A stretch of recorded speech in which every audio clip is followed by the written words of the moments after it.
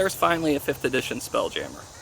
I've been waiting for official Spelljammer since 2nd edition ended, and D&D became the province of people who actually wanted to play, as opposed to the province of people who had way too much time on their hands and didn't care about looking up what sort of polearm works best with what sort of armor. So, 5th edition, which is by far the best edition of Dungeons and Dragons if you like role-playing, Pathfinder is the best if you like combat, has finally released its version of Spelljammer, and it's pretty good. I'm fairly happy with it. I started playing Star Frontiers back when I was a wee tot, when it was first issued, and I loved Star Frontiers. Star Frontiers was integrated into D&D via the Spelljammer expansion in 2nd edition. Different races became available as NPCs. I don't believe PCs could play them. But that's changed, because now PCs can play all the races that they could play back in Spelljammer. In Star Frontiers. From the Thri-Kreen, which were the Vrusk, to the Dralocytes, which are now Plasmoids, and the Hadozes, which were, I can't remember, some winged monkey people. They're all there, and you can play them as characters, as well as tiny little robots called Autognomes, and Astral Elves, and and Gifs, which are pronounced GIF, the hard G, and are basically hippos in space, Victorian hippos in space. These are fun races to play. They were fun to play, although the GIF and the Astral Elves did not exist in Star Frontiers. Back in Star Frontiers day, there's a whole host of fun things, like space clowns, which are the origin of clowns, by the way.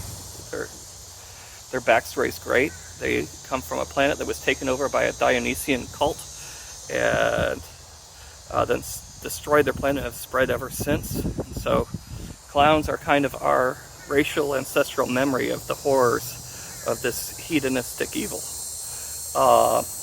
And of course there's vampirates, which are pirate vampires, which travel the spaceways, because of course there are. There's also miniature giant space hamsters, which I have convinced my DM to allow me to use as a familiar, and I will absolutely be using when I DM. And they do have a go for the eyes feature. It's an attack. It blinds people, obviously. And then there's also cosmic horror, and lots of it, from beholders to mind flayers to creatures that partner with mind flayers, where they give the mind flayers the brains and they take the body. Other creatures that suck brains out of people's heads, and literally things called cosmic horrors, which I don't think need to be more randomized, frankly. That's one of my few quibbles with this, is that the cosmic horror sequence is not fleshed out. It's just one entry in the monsters manual, and it needs to be bigger, more random, more powers, because cosmic horror that can be defeated by a bunch of 10th level adventurers isn't really a cosmic horror, if you ask me.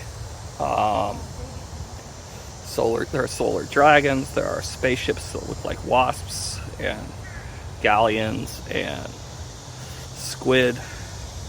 Unfortunately, the titular Spelljammer is nowhere to be seen, as far as I can tell, and that's a big, big problem. There's also, I don't think, though I haven't fully read the adventure that comes with, I don't think there's mention of the Beholder Empire, which was so much a part of the previous.